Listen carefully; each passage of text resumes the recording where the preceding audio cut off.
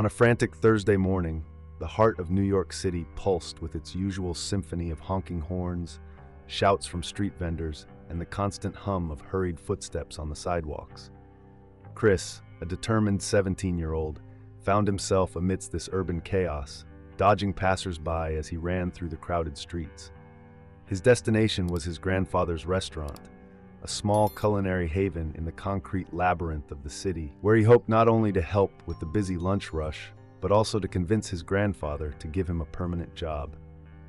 As he quickened his pace, the urgency mixed with a hint of nervousness made his heart beat faster, not just from the running, but from the possibility of starting a new chapter in his life.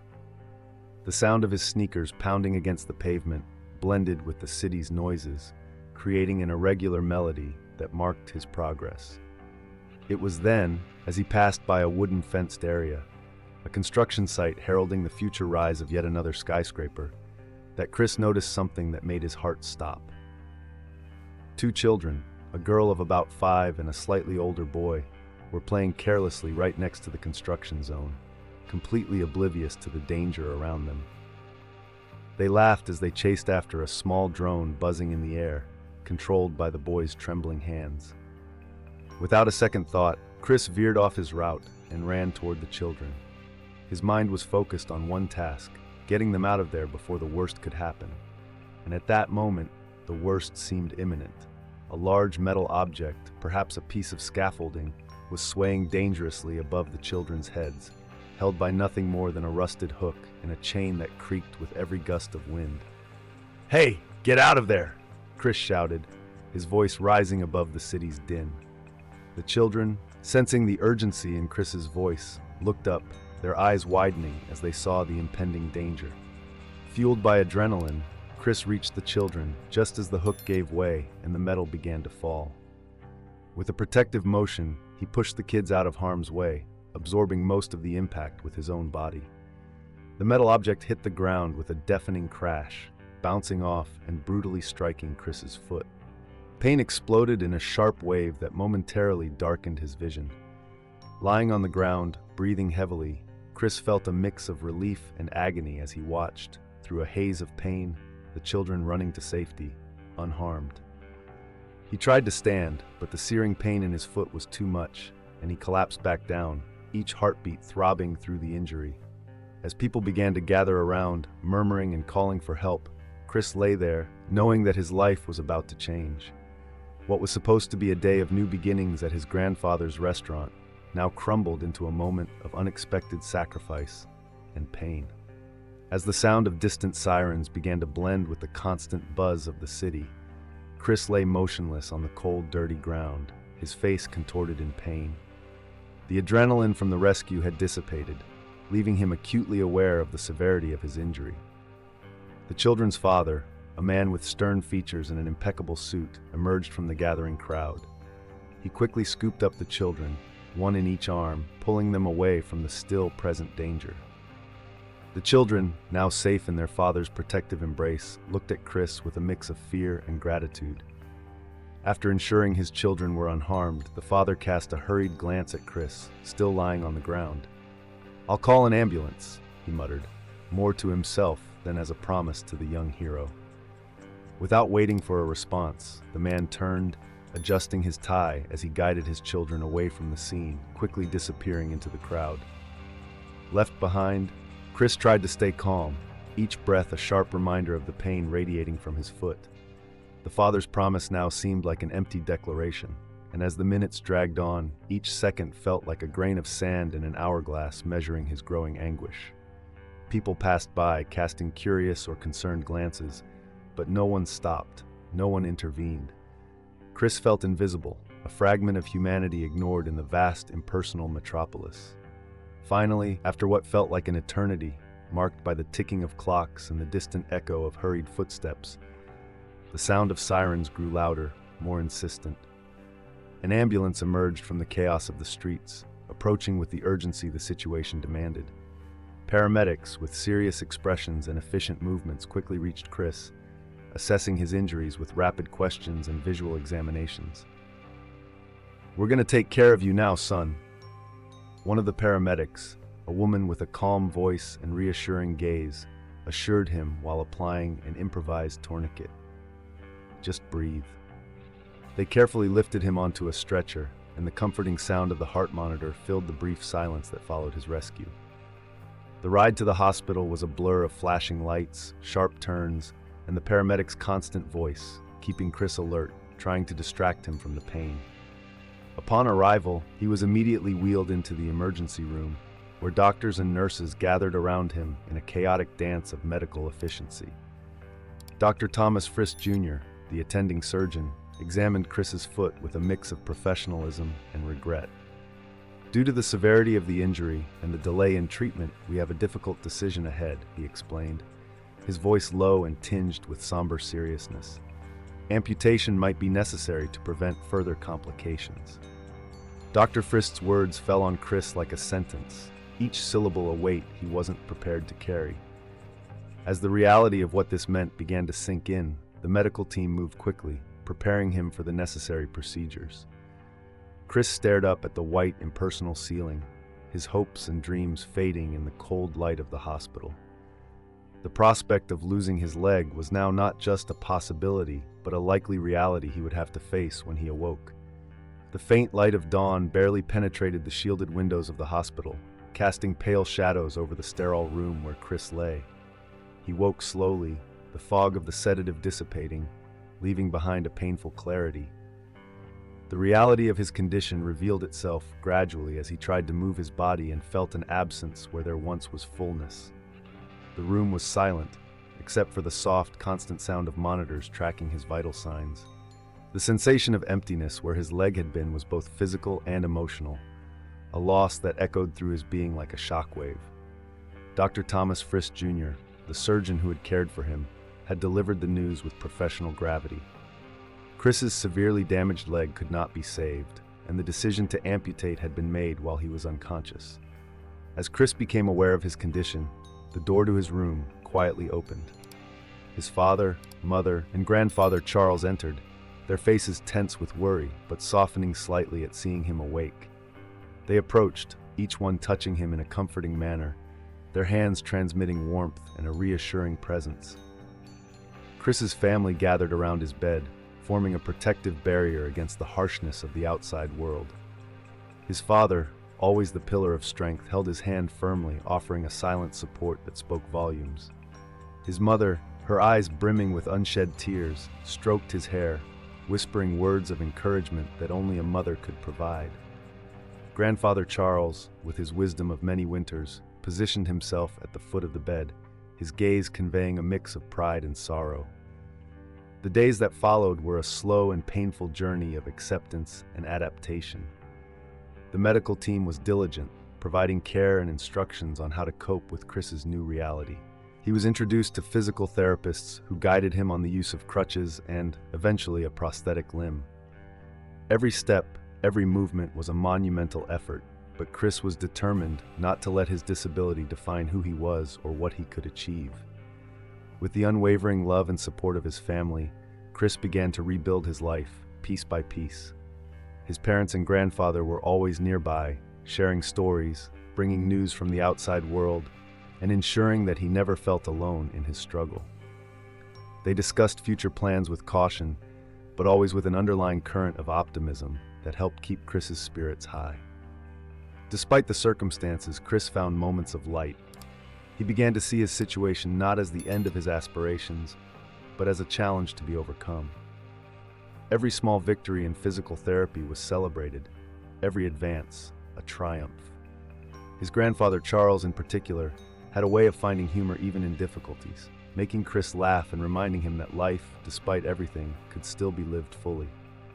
As Chris adapted to his new reality, he prepared to re-enter the world outside the hospital walls.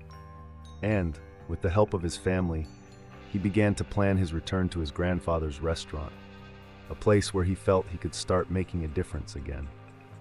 The idea of returning to work, of finding purpose despite his limitations, became a beacon of hope that guided his recovery. As Chris crossed the threshold of his grandfather's restaurant for the first time since the accident, a sense of familiarity welcomed him, mixed with a new awareness of the challenges ahead.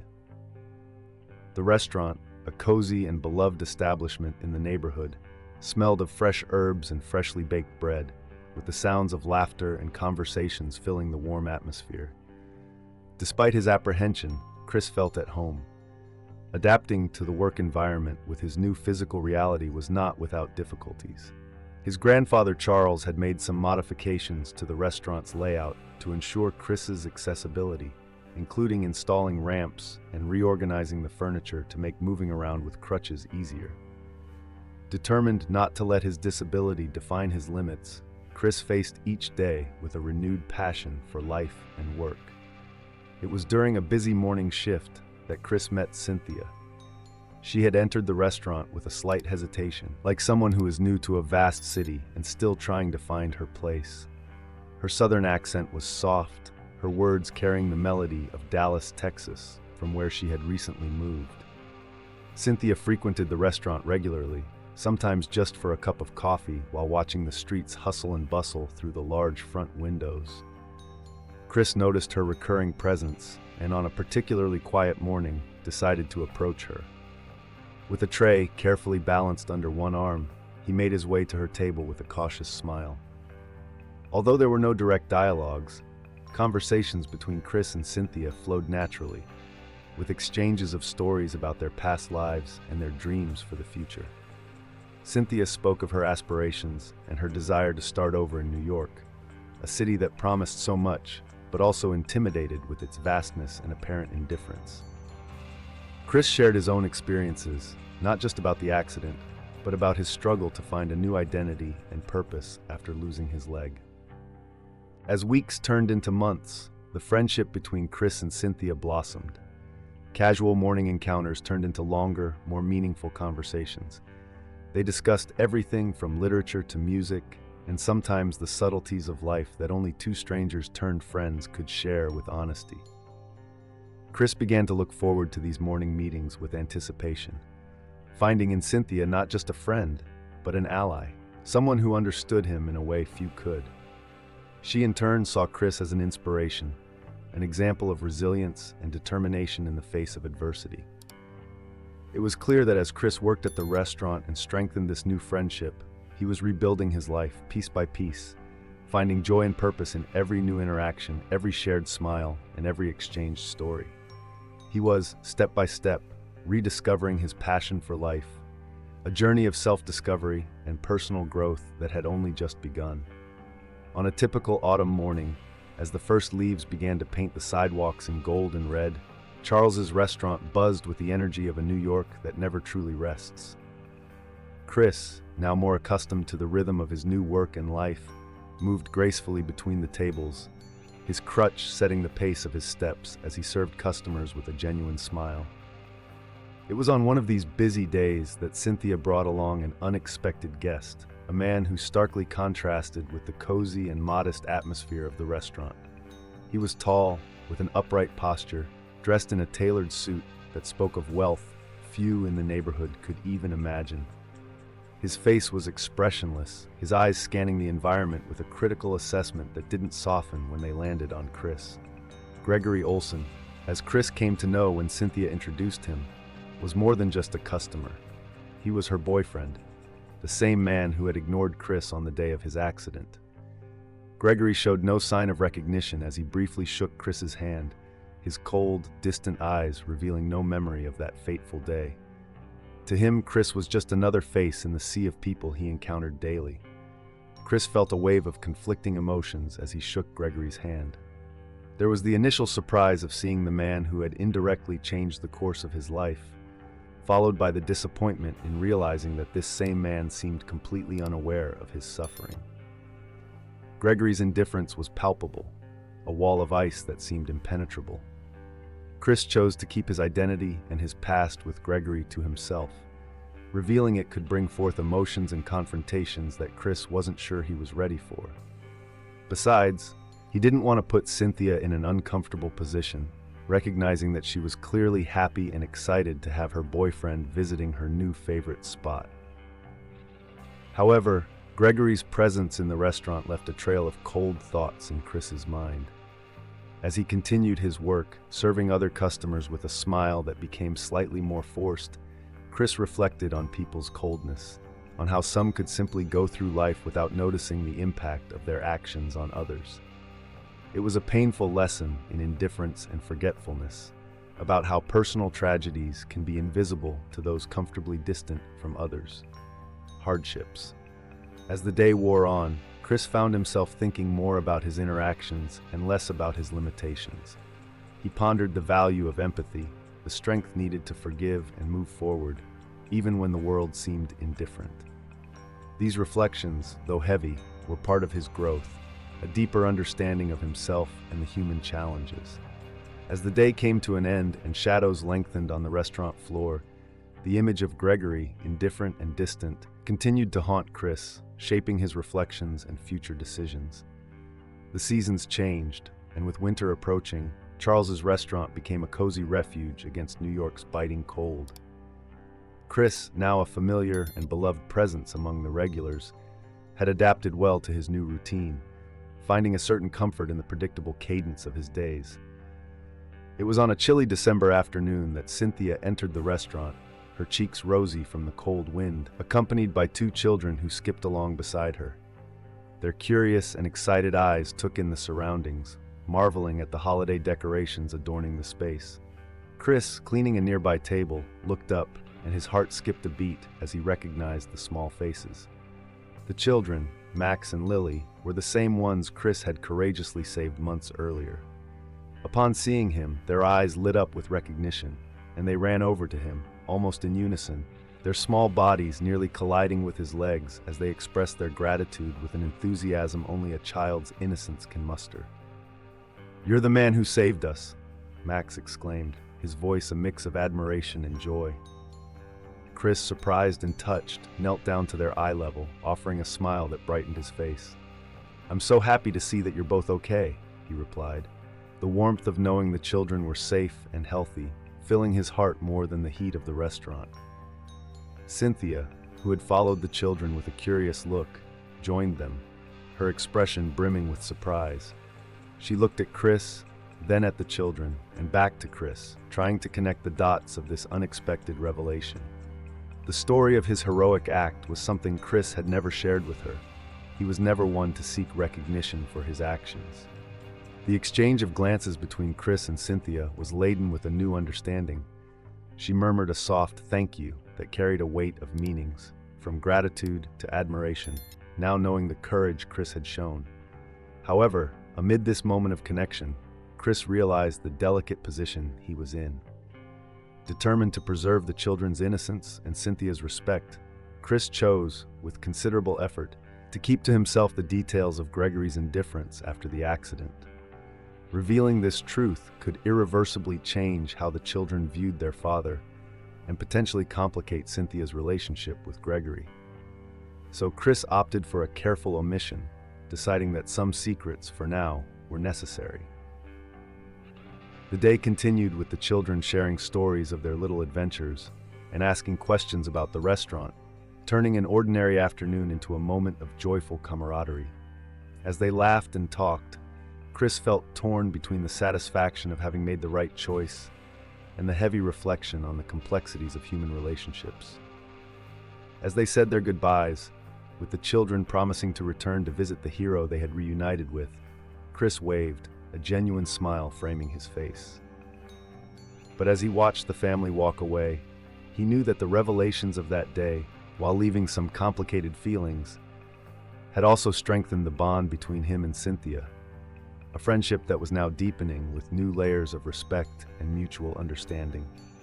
As the winter breeze whispered through the always open doors of the restaurant, bringing with it a cold that clung tenaciously to the last days of the year, life inside Charles's establishment remained bustling and vibrant. The children's visit had left a lasting impression on Chris, who, although comforted by his decision to keep certain truths hidden, often found himself reflecting on the complex webs of human relationships.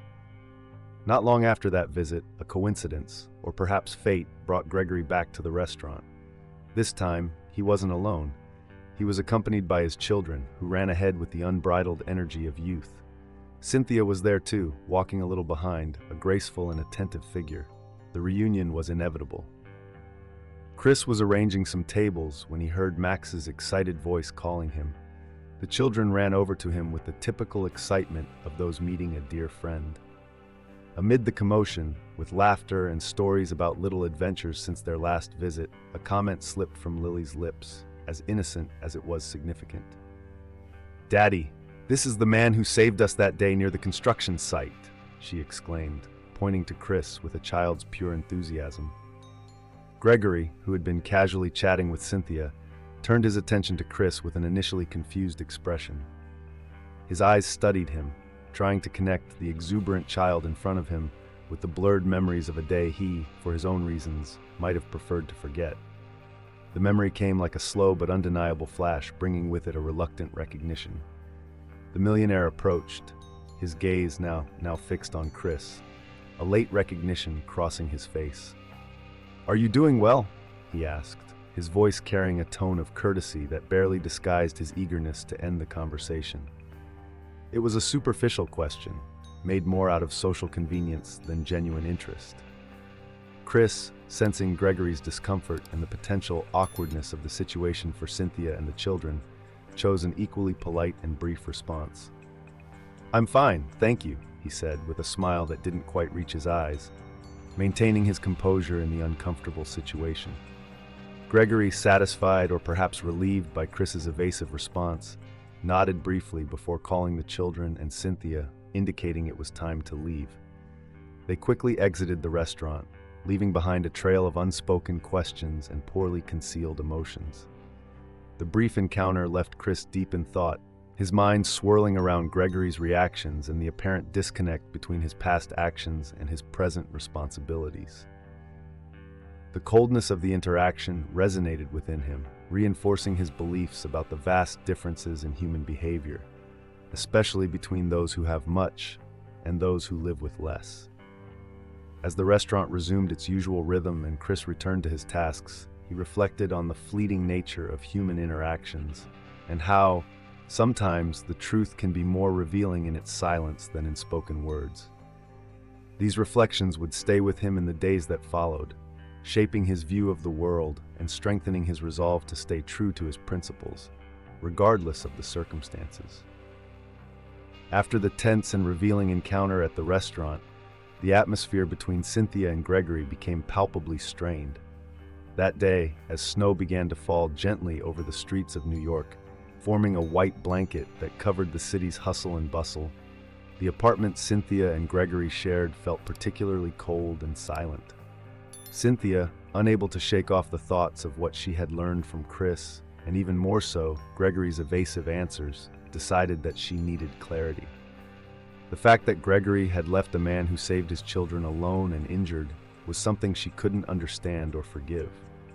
While Gregory sat in the living room reading the newspaper, his expression absorbed in business articles, Cynthia approached him with firm determination. The confrontation that followed was a shock to the usually calm atmosphere of their home. Cynthia, her voice laden with emotion and frustration, questioned Gregory about his apparent negligence and lack of empathy on that fateful day. Gregory, initially surprised by the intensity of Cynthia's questioning, quickly regained his habitually indifferent composure. He defended himself, insisting that his only focus at that moment had been the safety of his children. "I was trying to protect our kids," he explained, his voice maintaining a tone of forced reasonableness. There wasn't time to think about anything else. Gregory's response, though logical on the surface, felt hollow and insensitive to Cynthia. She had hoped for compassion, perhaps even some regret for what had happened, but his cold justification only served to widen the emotional chasm forming between them. The argument quickly escalated, with Cynthia expressing her disappointment and disbelief in Gregory's lack of humanity. Words flew like sparks in a growing bonfire of discontent and resentment. "How can you just ignore someone who helped our family?" she challenged, her voice trembling with the force of her emotions. Gregory, ever the pragmatist, remained unfazed. He stood firm in his position, arguing that he had done what any father would do under pressure. However, to Cynthia, this response only reinforced the image of a man she no longer recognized, a man who valued success and safety above all else, with no room for compassion. Unable to reconcile the image of the partner she loved with his actions devoid of empathy, Cynthia made a painful but necessary decision. With a heavy heart, but with a clarity that only comes with difficult decisions, she chose to leave Gregory. Her final words were a whispered goodbye, marked by sadness but also determination. Night fell over the city, and Cynthia left the apartment, leaving behind not just Gregory, but also a life she knew she could no longer share. As she walked through streets illuminated only by streetlights and the crescent moon, the snow cushioned her steps, reflecting her new journey towards an uncertain but authentic future. This turning point not only marked the end of a relationship, but also the beginning of a new chapter for Cynthia, one where she could seek the truth and integrity she had lost. Cynthia's life had reached a significant turning point after her decision to leave Gregory. She found herself reflecting on the many ways resilience and overcoming adversity had manifested in her life, especially in recent days.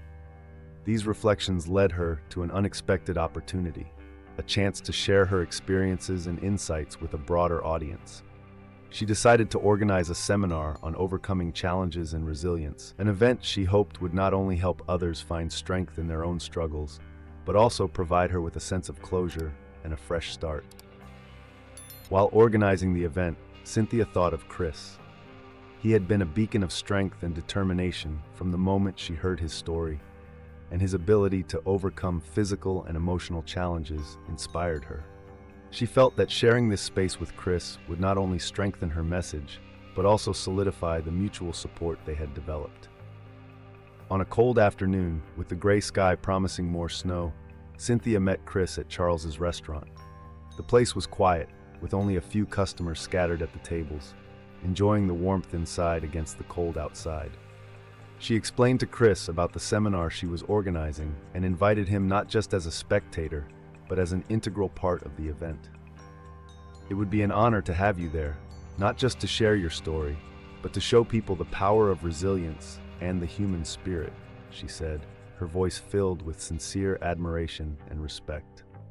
Chris, though surprised by the invitation, felt a wave of gratitude and a twinge of nervousness. He recognized that this could be a crucial moment in his own journey of healing and acceptance. Accepting Cynthia's invitation meant publicly facing his struggles and vulnerabilities, an idea that was both daunting and cathartic. After a moment of reflection, weighing his insecurities against his desire to help others and connect more deeply with his community, Chris agreed. "I'll be there. It will be a good opportunity for me as well, to really face and talk about everything that happened," he shared, his voice steady with a newfound resolve. In the days leading up to the seminar, Chris often found himself lost in thought, considering what he would say and how his story might inspire or help others. He worked closely with Cynthia, preparing not just logistically but also emotionally for the event. With each conversation and each planning session, they found themselves more intertwined in their journeys of overcoming. Finally, the day of the seminar arrived. The venue Cynthia had chosen was decorated simply but warmly, with chairs arranged to create an intimate and inviting atmosphere. As the guests began to arrive, each face reflected a mixture of anticipation and curiosity, all gathered by the promise of sharing and learning about resilience. Chris felt his heart beat faster as the moment to take the stage approached. He knew that the coming hours could change not only his view of himself, but perhaps offer a new sense of purpose and direction in his life. The room, filled with the soft murmur of conversations and the occasional clink of a coffee cup being placed on a saucer, buzzed with an energy of shared expectation and nervousness. Cynthia and Chris, both imbued with a sense of purpose and determination, had begun the seminar with speeches that deeply touched the hearts of everyone present. The theme of resilience had resonated with many, who nodded in recognition and empathy as the stories were shared. However, the serenity of the moment was abruptly shattered. Max and Lily, who had been brought back to the event by Gregory to support Cynthia, were quietly playing in a corner of the room. Their childlike curiosity led them to fiddle with some of the decorative lighting equipment adorning the space, completely unaware of the risks involved. Suddenly, a small spark jumped from an exposed electrical wire, finding refuge in a nearby curtain. In an instant, the fabric caught fire, and small flames began to lick the edges of the material, rapidly growing in size and intensity. The smell of burning filled the air, and a cry of alarm was quickly drowned out by the sound of people rising abruptly, their chairs scraping against the floor. Chris, who had been near the stage, instinctively turned towards the commotion. Seeing the flames spreading and the children frozen in fear, his reaction was immediate. Without hesitation, he moved forward, his crutch forgotten by his side as he moved with surprising speed for someone with his disability. Reaching the children, he enveloped them in his arms, guiding them away from the fire, his only concern being their safety. Meanwhile, panic began to grip the room, and many rushed towards the exits. In the midst of the chaos, Gregory, who had attempted to extinguish the flames with a fire extinguisher, inhaled a significant amount of smoke and collapsed, nearly invisible on the floor covered by a curtain of smoke and confusion. After ensuring the children were safe in the arms of a responsible adult near the exit, Chris turned back towards where Gregory lay. Moving with fierce determination, he navigated through the thick smoke, his lungs burning and his eyes watering, until he reached Gregory. With a Herculean effort, he dragged the unconscious man out of danger, each step a testament to the strength and heroism that few would have expected from him, especially under such circumstances. As they reached the fresh air, the paramedics, already alerted, took over, tending to Gregory and assessing his condition. Chris, breathless and covered in soot, stood by for a moment, watching as the medical team worked. He felt a hand on his shoulder, and looking up, he met Cynthia's eyes, shining with tears of gratitude and admiration. The danger had passed, and as the fire was contained and order slowly restored, Chris felt a mix of exhaustion and adrenaline. That moment of crisis had revealed a strength and courage he hadn't even known he possessed, reaffirming his ability to face and overcome challenges, no matter how insurmountable they might seem. In the days following the fire, Gregory remained in the hospital, recovering from smoke inhalation and the overall shock of the event. The silence of his hospital room was interrupted only by the monotonous beeping of monitors and the occasional hum of nurses entering and exiting, checking his vital signs and administering medication. As he lay in that hospital bed, a constant stream of reflections passed through his mind, bringing a clarity that seems to arise only in forced solitude and the proximity of vulnerability. Reflecting on recent events, Gregory found himself unable to shake the image of Chris, saving not only his children, but also him, despite all the adversity and the complicated past between them. Chris's unexpected courage and selflessness prompted a deep introspection in Gregory, leading him to question the choices and priorities in his own life, especially in how he had treated others, including Chris. When he was informed that Chris was at the hospital for a follow-up visit, Gregory, feeling a mixture of anxiety and a need for redemption, requested that he come to his room. Upon entering, Chris found a man changed by the experience, someone who seemed to have shed the armor of indifference that had once defined him. Gregory looked at Chris with newfound reverence, his eyes conveying a sincerity that Chris had never seen before. "I've been thinking a lot," Gregory began, his voice weak but laden with emotion, "about everything that's happened.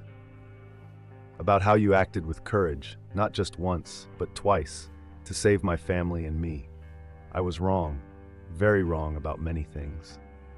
Gregory's acknowledgement of his own selfishness and mistakes was a rare moment of vulnerability for him, an admission that brought a palpable sense of relief to the room. He continued, explaining how the experience had made him reevaluate what was truly important in life, not just tangible successes, but the human connections he had so often neglected. As a tangible gesture of his gratitude and a sign of his desire to change, Gregory revealed to Chris that he had ordered a state-of-the-art prosthetic for him. "This isn't just an apology, Chris," he said. "It's a recognition. You've shown me what it truly means to be human. And I want you to know that your actions have changed more than you realize." Hearing Gregory's words and seeing the genuineness of his offer, Chris felt a complex mix of emotions. Surprise, relief, and a cautious optimism filled him as he considered the impact this prosthetic would have on his life, offering him new freedoms and opportunities. The conversation between them, though brief, marked a significant turning point in the lives of both men. For Chris, it was validation of his actions and character, and for Gregory, it was a step towards a life of greater empathy and genuine connection with others. As Chris left the hospital room, a sense of closure accompanied him, but also a feeling of beginning, as if a new phase of his life was about to unfold, filled with new possibilities. The arrival of the new prosthetic marked a significant turning point in Chris's journey. When he first fitted the advanced prosthetic, designed with biomechanical precision and equipped with the latest responsive technology, he felt a mixture of excitement and nervousness. It was lighter and more agile than he had ever imagined. As Chris began to adapt to his new aid, each step he took resonated not only on the ground beneath his feet, but also in his heart, filling him with renewed hope and possibilities. In the days and weeks that followed, Chris spent many hours with physical therapists, learning to make the most of the prosthetic. His progress was remarkable, exceeding everyone's expectations, including his own. He began walking with a confidence he hadn't felt since before the accident, and soon, walking turned into running. The first time Chris ran with his new prosthetic was in a local park, under the watchful and encouraging eye of his physical therapist. Feeling the wind against his face as he moved faster than he thought possible, a pure, free laugh escaped his lips, a sound of pure joy and freedom. That moment was more than a demonstration of physical recovery. It was an affirmation of his inner resilience. Chris began participating in events organized for amputee athletes, finding a community that shared not only similar challenges, but also an indomitable spirit. He was welcomed with open arms, and each race, each meeting, strengthened his spirit and expanded his world in ways he had never anticipated. Chris's transformation did not go unnoticed. His rebirth inspired everyone around him, from colleagues at Charles's restaurant to old and new friends who saw in his journey a beacon of possibilities. He became more than a survivor. He became a symbol of perseverance and human potential. His story began to gain attention beyond his immediate community. Chris was invited to speak at events and schools, sharing his story to motivate others. Each speech he gave, each listener he touched, reinforced his mission to make a difference, to turn adversity into opportunity. As Chris continued to navigate this new chapter of his life, he often reflected on how each step he took was not just a testament to his strength, but also a thank you to those who had supported him along the way.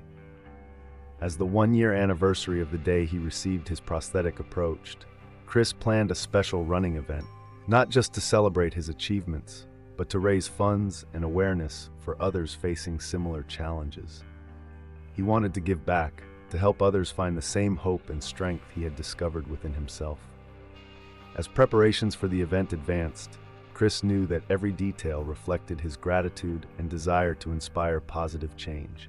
The race would not just be a celebration of his recovery, but a demonstration of the incredible human potential to overcome and thrive, no matter the obstacles. As the race event approached, the friendship between Chris and Cynthia grew and deepened, woven by shared experiences and a mutual understanding of the struggles each had faced. The bond that had begun at Charles's restaurant and had been cemented during the series of tumultuous events now blossomed into a dynamic partnership marked by mutual support and admiration. Cynthia, whose seminar on overcoming challenges and resilience had evolved into a series of workshops and seminars, found in Chris not just an attentive listener, but also a collaborator. Together, they planned sessions that combined their stories, offering participants a dual perspective on how to face and overcome adversity. Cynthia spoke passionately about emotional and psychological challenges, while Chris shared the physical and mental realities of adapting to a new life with a disability. Their honesty and openness made their sessions powerfully relatable, attracting an ever-growing audience. With each event and each meeting, Chris and Cynthia saw the tangible impacts of their words. People of all ages and backgrounds approached them after the seminars, sharing their own stories of struggle and triumph. It was evident that Chris's resilience and Cynthia's determination had struck a chord, offering hope and inspiration. Social media and blogs began to echo their messages, and soon their stories intertwined with those of many others, creating a tapestry of human experiences united by the common theme of overcoming challenges. The success of these workshops strengthened the bond between Chris and Cynthia, transforming a friendship based on mutual support into a partnership actively seeking to make a difference in the world. They became not just friends, but allies in a greater cause, each pushing the other to continue the journey of making the world a less daunting place for those facing significant challenges. Meanwhile, Charles's restaurant, where it all began, became an unofficial gathering spot for those who had been touched by Chris and Cynthia's stories. Charles watched with pride and a bit of surprise as his grandson and his friend transformed the space into something more than just a place to eat. It was now a community hub, a space where people could find comfort, support, and understanding. As the big day of the race drew near, Chris felt a mix of nerves and excitement. This event was not just a celebration of his personal journey, but a symbol of his alliance with Cynthia and their shared commitment to inspire and help others. The race, carefully planned to be inclusive and welcoming, promised to be a milestone not only in his recovery, but in the lives of everyone involved. People gathered, showing their support not just for Chris, but for the spirit of resilience that he and Cynthia represented. As race day approached, Chris dedicated himself intensely to training with his new prosthetic. Every morning he woke before dawn, determined to push his limits a little further. The first runs had been challenging, a reminder of his new physical reality. But with each step, with each meter conquered on the tracks of the local park, Chris felt a growing connection between his body and the prosthetic, which became less of an external tool and more an extension of himself. Often accompanied by Cynthia, who did her own exercise routines by his side, Chris found a rhythm that worked for him. The first rays of sun bathed the park in golden light as they ran, creating an almost poetic backdrop to their morning efforts. The chill of dawn only heightened his senses, reinforcing the feeling of vitality that running brought. Gradually, Chris began to notice improvements not only in his speed and endurance, but also in his confidence and self-esteem. He moved with a certainty that was reflected in all aspects of his life. At the restaurant, his colleagues and customers noticed a new vibrancy in his demeanor, a lightness in his smile. Chris openly shared about his training, and his story became a source of inspiration for many who listened. Beyond the physical aspect, training with the prosthetic brought about a mental and emotional renewal. Chris felt as if he was not just running on the park trails, but running towards a future he once thought was out of reach. With each passing day, the image of himself as someone defined by his disability faded, giving way to that of an athlete, a survivor, an inspiration. The training sessions also became a space for reflection. As he ran, Chris thought about everything he had overcome: the accident, the recovery, the struggle to accept the loss of his leg, and the journey to find a new purpose. He thought about Gregory, whose recent change of attitude had added a complex layer of forgiveness and redemption to his story. And of course, he thought about Cynthia, whose constant support and belief in his ability were invaluable. Chris's impact extended beyond his runs and speeches. He began working with organizations that supported amputees, helping to raise funds and awareness. His story, shared in blogs, social media, and even local interviews, served as a powerful testament to the human capacity to transform adversity into strength, a message that resonated with people from all walks of life. As race day finally arrived, Chris didn't see the event as a conclusion, but as the beginning of a new chapter in his life. A chapter where each race wasn't just a competition, but a celebration of life and human resilience. A new chapter where he, Chris, was not just a participant, but a leader. A living example that it's possible not just to survive, but to thrive, no matter the challenges. On race day, the park was filled with participants and spectators, all gathered under a sky brightened by the morning sun. Colorful balloons danced in the wind, and vibrant banners marked the course. Chris was at the center of it all, not just as a competitor, but as a figure of inspiration, his race number proudly pinned to his chest. As he prepared for the race, the energy around him was palpable. People of all ages, some with prosthetics, others without, were warming up and stretching their muscles, ready to face their own personal challenges.